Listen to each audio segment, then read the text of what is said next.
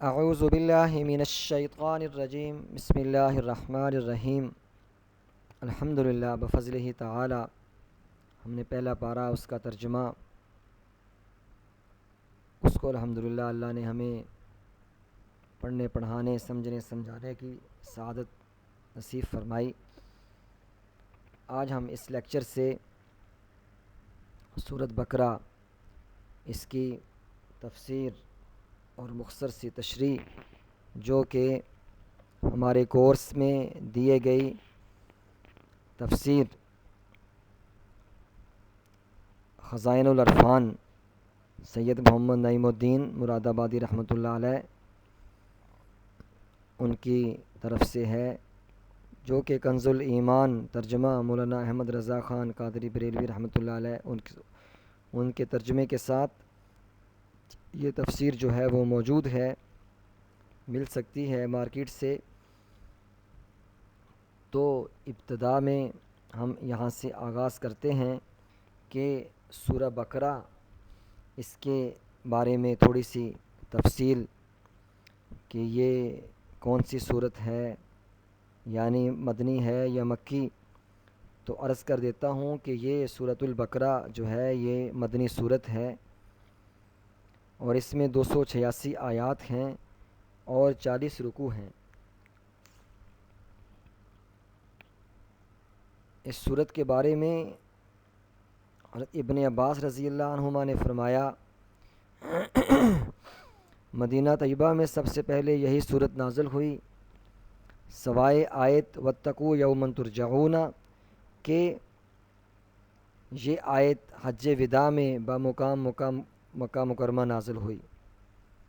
اس صورت میں 286 آیتیں اور 40 رکوع، 6121 کلمے، 25,500 حروف ہیں۔ پہلے قرآن پاک میں صورتوں کے نام نہ لکھے جاتے تھے، یہ طریقہ حجاج نے نکالا۔ ابن عربی کا قول ہے کہ سورۃ بقرہ میں 1000 امر 1000 نہیں، یعنی 1000 حکم 1000 خبریں ہیں۔ سورۃ بقرہ میں 1000 امر 1000 نہیں، اس کے اخذ میں برکت، اس کے ترک میں حسرت ہے۔ سورۃ بقرہ کے چھوڑنے میں حسرت ہے۔ اہل باطل جادوگر اس کی استطاعت نہیں رکھتے۔ جس گھر میں یہ صورت پڑھی جاتی ہے 3 دن تک سرکش شیاطین اس میں داخل نہیں ہوتا۔ مسلم کی سے جو ہے یہ خبر ملتی ہے۔ مسلم شریف کی حدیث میں ہے کہ شیطان اس گھر سے بھاگتا ہے جس میں یہ صورت پڑھی جائے۔ بہیقی اور سعید بن منصور نے حضرت مغیرہ سے روایت کی کہ جو شخص سوتے وقت سورۃ بقرہ کی 10 آیتیں پڑھے گا قرآن شریف کو نہ بھولے گا۔ جو شخص سوتے وقت سورہ بقرہ کی 10 آیتیں پڑھے گا قرآن شریف کو نہ بھولے گا۔ وہ آیتیں یہ ہیں: 4 آیتیں اول کی اور آیت الکرسی، اور 2 اس کے بعد کی اور 3 آخر صورت کی۔ آیت الکرسی کے بعد کی 2 اور 3 آخر صورت کی، یعنی للہ ما فی السماوات و ما فی الارض وَإِن تُبْدُوا مَا فِي أَنفُسِكُمْ أَوْ تُخْفُوهُ يُحَاسِبْكُم بِهِ اللَّهُ فَيَغْفِرُ لِمَن يَشَاءُ وَيُعَذِّبُ مَن يَشَاءُ وَاللَّهُ عَلَى كُلِّ شَيْءٍ قَدِيرٌ۔ آمن الرسول بما أنزل إليه من ربه والمؤمنون كل آمن بالله وملائكته وكتبه ورسله لا نفرق بين أحد من رسله وقالوا سمعنا وأطعنا غفرانك ربنا وإليك المصير لا يكلف الله نفسا إلا وسعها لها ما كسبت وعليها ما اكتسبت ربنا لا تؤاخذنا إن نسينا أو أخطأنا ربنا ولا تحمل علينا إصرا كما حملته على الذين من قبلنا ربنا ولا تحملنا ما لا طاقة لنا به واعف عنا واغفر لنا وارحمنا واعف عنا واغفر لنا وارحمنا أنت مولانا فانصرنا على القوم الكافرين۔ یہ سورۃ بقرہ کی آخری 3 آیات ان کی میں نے تلاوت کی ہے۔ بحیقی اور سعید بن منصور نے حضرت مغیرہ سے روایت کی کہ جو شخص سوتے وقت سورۃ بقرہ کی 10 آیتیں پڑھے گا، قرآن شریف کو نہ بھولے گا، وہ آیتیں یہ ہیں، 4 آیتیں اول کی، یعنی الف لام میم ذالک الکتاب لا ریب فیہ ھدی للمتقین، یہاں سے لے کر والذین یؤمنون بما انزل الیک وما انزل من قبلک وبالآخرۃ هم یوقنون تک 4 آیات۔ آیت الکرسی اور اس کے بعد کی دو، لا اکراہ فی الدین قد تبین الرشد من الغی فمن یکفر بالطاغوت ویؤمن باللہ فقد استمسک بالعروۃ الوثقی لا انفصام لها واللہ السمیع العلیم۔ اللہ ولی الذین آمنوا یخرجهم من الظلمات الی النور والذین کفروا اولیاءهم الطاغوت یخرجونهم من النور الی الظلمات اولئک اصحاب النار هم فیہا خالدون۔ اور آخر کی 3، تو جو کوئی ان 10 آیتوں کو پڑھے گا، قرآن شریف کو نہ بھولے گا، وہ آیتیں یہ ہیں، 4 آیتیں اول کی اور آیت الکرسی اور 2 اس کے بعد کی اور 3 آخر صورت کی۔ مسئلہ، طبرانی و بحیقی نے حضرت ابن عمر رضی اللہ عنہما سے روایت کی کہ حضور صلی اللہ علیہ وآلہ وسلم نے فرمایا، میت کو دفن کر کے قبر کے سہانے سورۃ بقرہ کے اول کی آیتیں اور پاؤں کے طرف آخر کی آیتیں پڑھو۔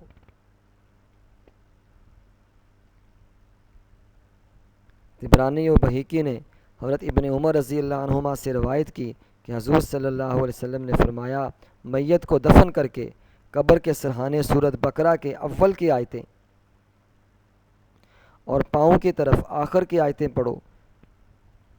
اللہ تعالیٰ نے اپنے شان نزول میں دیکھیں، اللہ تعالیٰ نے اپنے حبیب حضرت محمد صلی اللہ علیہ وسلم سے ایک ایسی کتاب نازل فرمانے کا وعدہ فرمایا تھا جو نہ پانی سے دھو کر مٹائی جا سکے، نہ پرانی ہو۔ جب قرآن پاک نازل ہوا تو فرمایا ذالک الکتاب، کہ وہ کتاب موعود یہ ہے۔ ایک قول یہ ہے کہ اللہ تعالیٰ نے بنی اسرائیل سے ایک کتاب نازل فرمانے اور بنی اسماعیل میں سے ایک رسول بھیجنے کا وعدہ فرمایا تھا۔ جب حضور صلی اللہ علیہ وسلم نے مدینہ طیبہ کو ہجرت فرمائی جہاں یہود بکثرت سے، تو الف لام میم ذالک الکتاب نازل فرما کر اس وعدے کے پورے ہونے کی خبر دی۔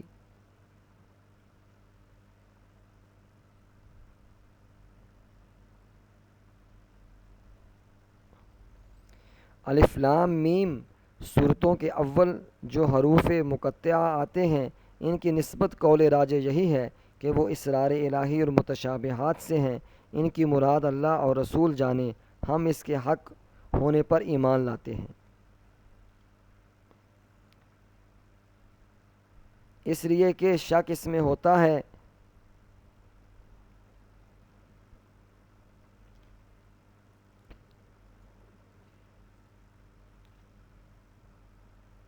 جس پر دلیل نہ ہو۔ قرآن پاک ایسی واضح اور قوی دلیلیں رکھتا ہے جو عاقل منصف کو اس کے کتاب الہی اور حق ہونے کے یقین پر مجبور کرتی ہیں، تو یہ کتاب کس طرح قابل شک نہیں، تو یہ کتاب کسی طرح قابل شک نہیں، تو یہ کتاب کسی طرح قابل شک نہیں، جس طرح اندھے کے انکار سے آفتاب کا وجود مشتبہ نہیں ہوتا، ایسے ہی مغاند سیاہ دل کے شک و انکار سے یہ کتاب مشکوک نہیں ہوتی۔ الف لام میم ذالک الکتاب لا ریب فیہ ھدی للمتقین۔ ھدی للمتقین، اگرچہ قرآن کریم کی ہدایت ہر ناظر کے لیے عام ہے، مومن ہو یا کافر، جیسا کہ دوسری آیت میں فرمایا ھدی للناس، لیکن چونکہ انتفاع اس سے اہل تقویٰ کو ہوتا، یعنی فائدہ اس سے اہل تقویٰ کو ہوتا ہے، اس لیے ھدی للمتقین ارشاد فرمایا، جیسے کہتے ہیں بارش سبزہ کے لیے ہے، یعنی منتفع اس سے سبزہ ہوتا ہے، اگرچہ برستی کلر اور زمینیں بے گیا پر بھی ہے۔ تقویٰ کے کئی معنی آتے ہیں، نفس کو خوف کی چیز سے بچانا اور عرف شرع میں ممنوعات چھوڑ کر نفس کو گناہ سے بچانا۔ حضرت ابن عباس رضی اللہ تعالیٰ عنہما نے فرمایا، متقی وہ ہے جو شرک و کبائر و فواحش سے بچے۔ بعضوں نے کہا متقی وہ ہے جو اپنے آپ کو دوسروں سے بہتر نہ سمجھے۔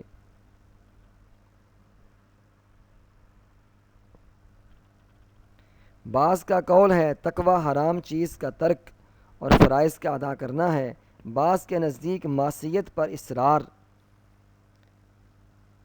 اور اطاعت پر غرور کا ترک تقوی ہے۔ معصیت پر اصرار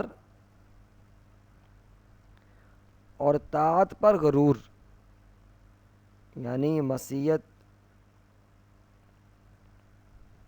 پر اصرار اور طاعت پر غرور، ان دونوں چیزوں کو، اطاعت پر غرور نہ کرے اور معصیت پر اصرار نہ کرے، دونوں چیزوں کو چھوڑ دے تو یہ تقوی ہے۔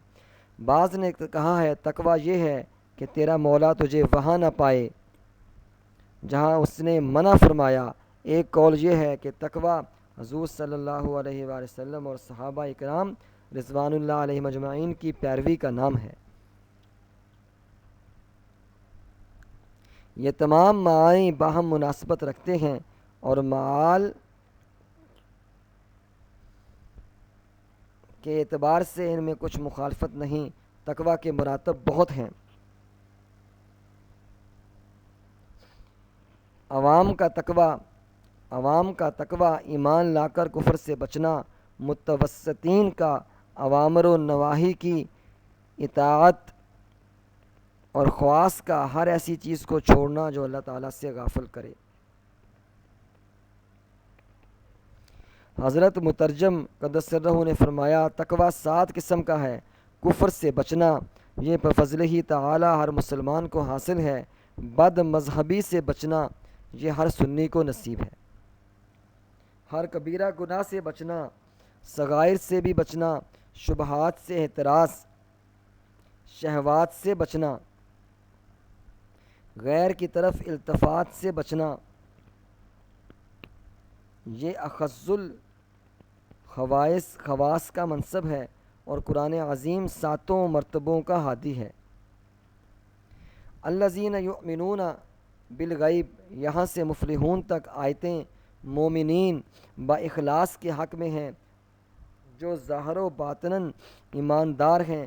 اس کے بعد 2 آیتیں کھلے کافروں کے حق میں ہیں جو ظاہر و باطناً کافر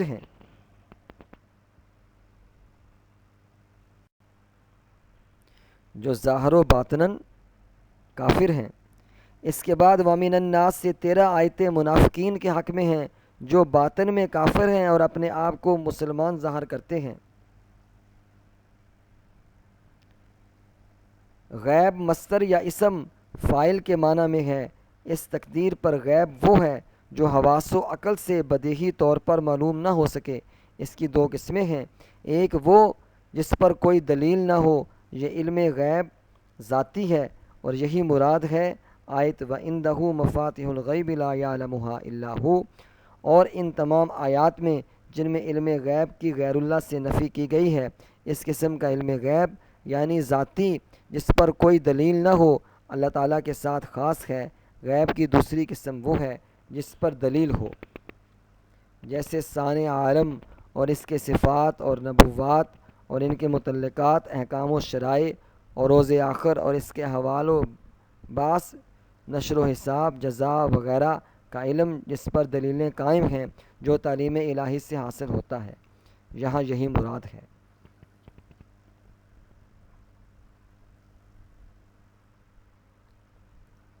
اور اس دوسرے قسم کے غیوب جو ایمان سے علاقہ رکھتے ہیں، ان کا علم و یقین ہر مومن کو حاصل ہے۔ اگر نہ ہو، آدمی مومن نہ ہو سکے، اور اللہ تعالیٰ اپنے مقرب بندوں انبیاء اولیاء پر جو غیوب کے دروازے کھولتا ہے وہ اسی قسم کا غیب ہے۔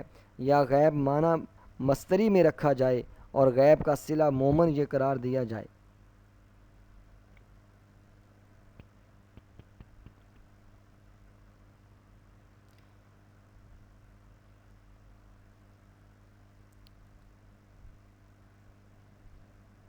یؤمنون بالغیب کے بعد یقیمون الصلاۃ تک فرمایا۔ نماز کے قائم رکھنے سے یہ مراد ہے کہ اس پر مداومت کرتے ہیں اور ٹھیک وقتوں پر پابندی کے ساتھ اس کے ارکان پورے ادا کرتے ہیں اور فرائض و سنن مستحبات کی حفاظت کرتے ہیں، کسی میں خلل نہیں آنے دیتے، مفسدات و مکروہات سے اس کو بچاتے ہیں اور اس کے حقوق اچھی طرح ادا کرتے ہیں۔ نماز کے حقوق دو طرح کے ہیں، ایک ظاہری وہ تو یہی ہیں جو ذکر ہوئے، دوسرے باطنی وہ خشوع اور حضور یعنی دل کو فارغ کر کے ہمتاً بارگاہ حق میں متوجہ ہونا اور عرض و نیاز اور مناجات میں محو پانا۔ راہ خدا میں خرچ کرنے سے مراد یا زکوٰۃ مراد ہے، جیسے دوسری جگہ فرمایا یقیمون الصلاۃ و یؤتون الزکوٰۃ، یا مطلق انفاق خواہ فرض ہو واجب جیسے زکوٰۃ، نذرانہ نذر اپنا اور اپنے اہل کا نفقہ وغیرہ، خواہ مستحب جیسے صدقات نافلہ، اموات کا ایصال ثواب۔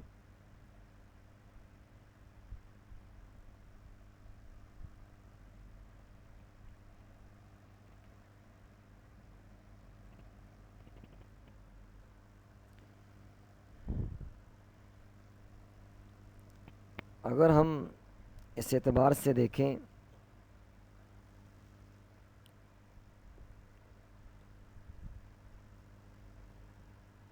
منافقین کسے کہتے ہیں؟ منافق کہتے ہیں ان کا ضرر کھلے کافروں سے زیادہ ہے۔ وامن الناس فرمانے میں لطیف رمز یہ ہے کہ یہ گروہ بہتر صفات و انسانی کمالات سے ایسا عاری ہے کہ اس کا ذکر کسی وصف و خوبی کے ساتھ نہیں کیا جاتا، یوں کہا جاتا ہے کہ وہ بھی آدمی ہیں۔ مسئلہ اس سے معلوم ہوا کہ کسی کو بشر کہنے میں اس کے فضائل و کمالات کے انکار کا پہلو نکلتا ہے،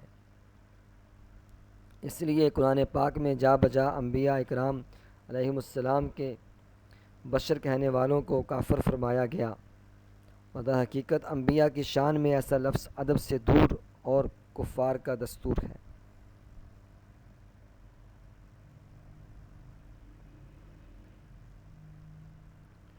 تو خیر پہلی 5 آیات میں متقین کا ذکر ہے، ان کی کامیابیوں، ان پر اولئک هم المفلحون، اور یہ کامیاب لوگ ہیں اور ہدایت پر ہیں، اس کا تذکرہ ہے۔ اگلی 2 آیات میں کھلم کھلا کفر کرنے والوں کے بارے میں ذکر ہے۔ اس کے بعد وَمِنَ النَّاسِ سے لے کر اگلی 13 آیات، ان میں منافقین جو ظاہر میں ایمان لانے والے اور اندر میں کافر، ان کا ذکر ہے۔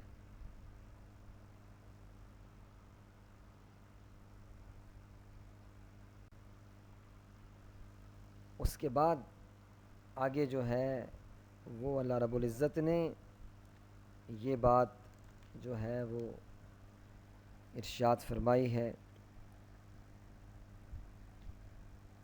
اولئک الذین اشتروا الضلالۃ بالہدی فما ربحت تجارتہم وما كانوا مهتدین مثلهم كمثل الذی استوقد نارا فلما اضاءت ما حوله ذهب الله بنورهم وتركهم في ظلمات لا يبصرون۔ یہ سارا ذکر جو ہے یہ منافقین کا حال جو ہے وہ یہاں بیان ہو رہا ہے۔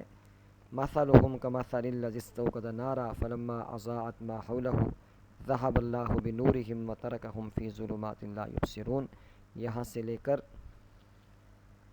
وَلَوْ شَاءَ اللَّهُ لَذَهَبَ بِسَمْعِهِمْ وَأَبْصَارِهِمْ إِنَّ اللَّهَ عَلَىٰ كُلِّ شَيْءٍ قَدِيرٌ، یہاں تک اللہ رب العزت نے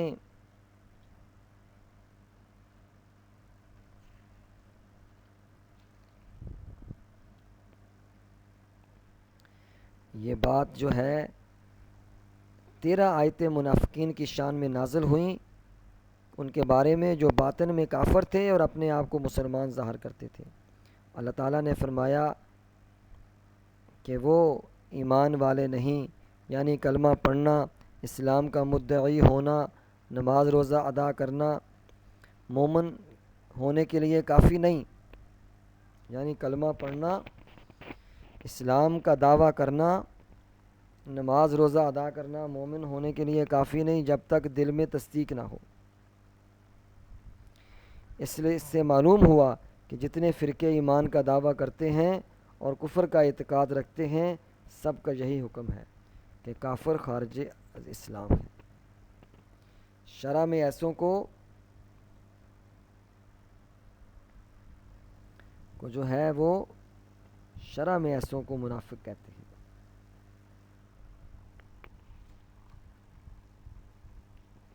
ان کا ضرر کھلے کافروں سے زیادہ ہے۔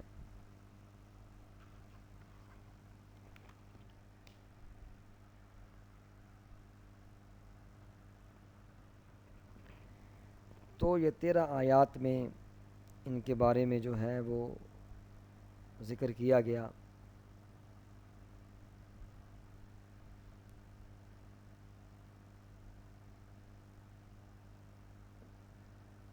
ان میں اگر ہم دیکھیں تو یہ آیت وَإِذَا خَلَوْا إِلَىٰ شَيَاطِينِهِمْ وَإِذَا لَقُوا الَّذِينَ آمَنُوا قَالُوا آمَنَّا وَإِذَا خَلَوْا إِلَىٰ شَيَاطِينِهِمْ قَالُوا إِنَّا مَعَكُمْ إِنَّمَا نَحْنُ مُسْتَهْزِئُونَ اللَّهُ يَسْتَهْزِئُ بِهِمْ وَيَمُدُّهُمْ فِي طُغْيَانِهِمْ يَعْمَهُونَ، یعنی اظہار ایمان تمسخر کے طور پر کیا، یہ اسلام کا انکار ہوا۔ مسئلہ انبیاء علیہ السلام اور دین کے ساتھ استہزاء اور تمسخر کفر ہے۔ شان نزول میں دیکھیں، یہ آیت عبداللہ بن ابی وغیرہ منافقین کے حق میں نازل ہوئی۔ ایک روز انہوں نے صحابہ کرام کی ایک جماعت کو آتے دیکھا تو ابن ابی نے اپنے یاروں سے کہا، دیکھو تو میں انہیں کیسا بناتا ہوں۔ جب وہ حضرات کریم پہنچے تو ابن ابی نے پہلے حضرت ابوبکر صدیق رضی اللہ عنہ کا دست مبارک اپنے ہاتھ میں لے کر آپ کی تعریف کی، پھر اسی طرح حضرت عمر اور حضرت علی کی تعریف کی رضی اللہ تعالی عنہم۔ حضرت علی مرتضیٰ رضی اللہ عنہ نے فرمایا، اے ابن ابی، اللہ سے ڈر، نفاق سے باز آ، کیونکہ منافقین بدترین خلق ہیں۔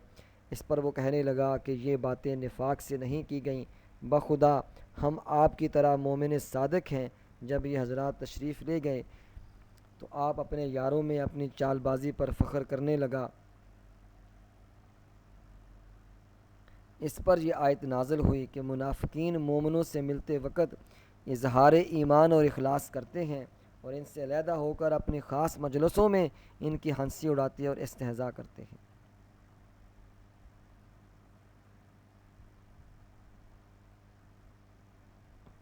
مسئلہ اس سے یہ بھی معلوم ہوا کہ صحابہ اکرام اور پیشوایان دین کا تمسخر اڑانا کفر ہے۔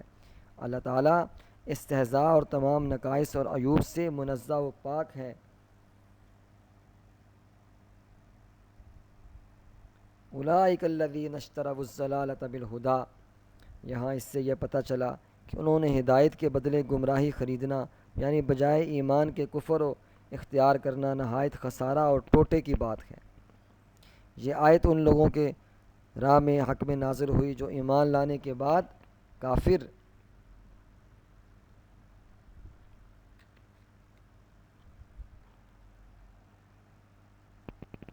جو ہے وہ ہوئے۔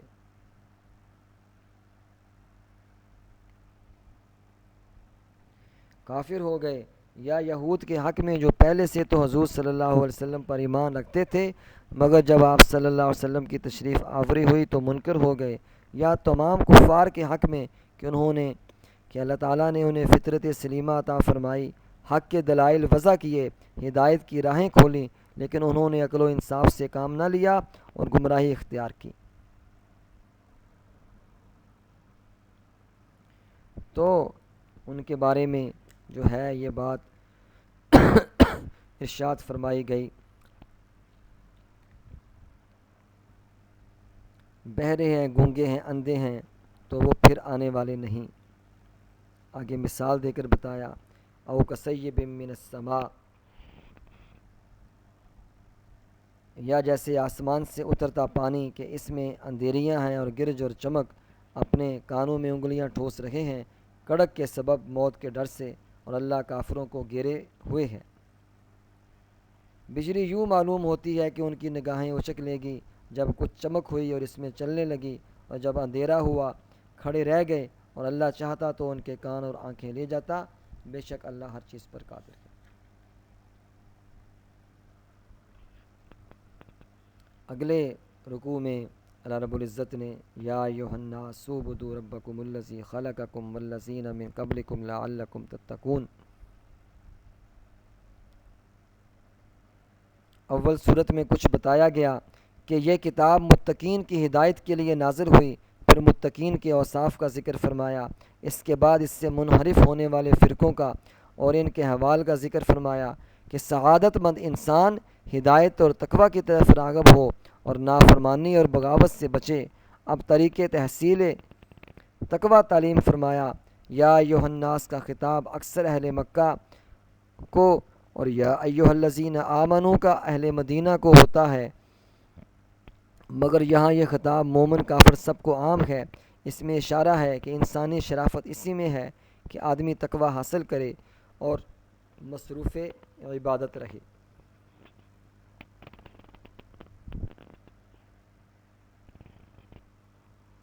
پھر آگے اللہ رب العزت نے یہ بات ارشاد فرمائی، الذی جعل لکم الارض فراشا والسماء بناء وانزل من السماء ماء فاخرج به من الثمرات رزقا لکم فلا تجعلوا للہ اندادا وانتم تعلمون۔ اور جس نے تمہارے لیے زمین کو بچھونا اور آسمان کو عمارت بنایا اور آسمان سے پانی اتارا تو اس سے کچھ پھل نکالے تمہارے کھانے کو، تو اللہ کے لیے جان بوجھ کر برابر والے نہ ٹھہراؤ۔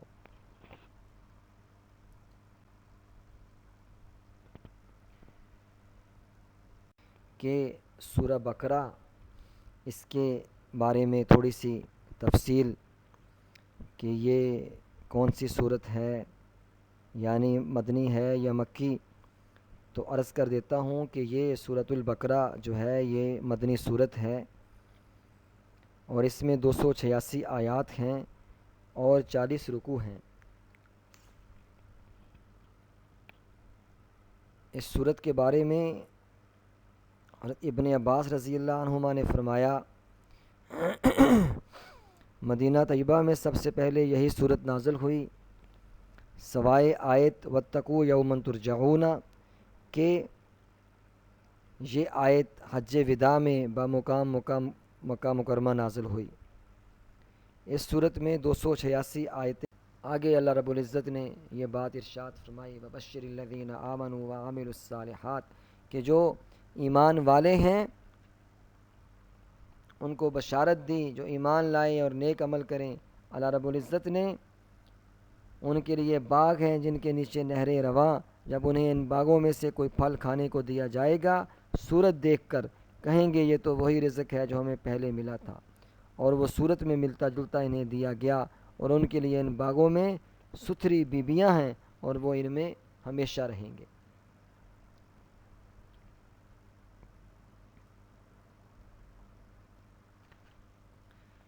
تو آگے جو ہے وہ مزید تفسیر ہے اس حوالے سے، ان اللہ لا یستحیی ان یضرب مثلا ما بعوضۃ فما فوقها فاما الذین آمنوا فیعلمون انہ الحق من ربهم واما الذین کفروا فیقولون ماذا اراد اللہ بہذا مثلا یضل به کثیرا ویہدی به کثیرا وما یضل به الا الفاسقین۔ بے شک اللہ اس سے حیا نہیں فرماتا کہ مثال سمجھانے کو کہ کیسی ہی چیز کا ذکر فرمائے، مچھر ہو یا اس سے بڑھ کر، تو وہ جو ایمان لائے وہ تو جانتے ہیں کہ یہ ان کے رب کی طرف سے حق ہے، اور رہے کافر وہ کہتے ہیں ایسی کہاوت میں اللہ کا کیا مقصود ہے۔ اللہ بتیروں کو اس سے گمراہ کرتا ہے اور بتیروں کو ہدایت دیتا ہے، اور اس سے انہیں گمراہ کرتا ہے جو بے حکم ہیں۔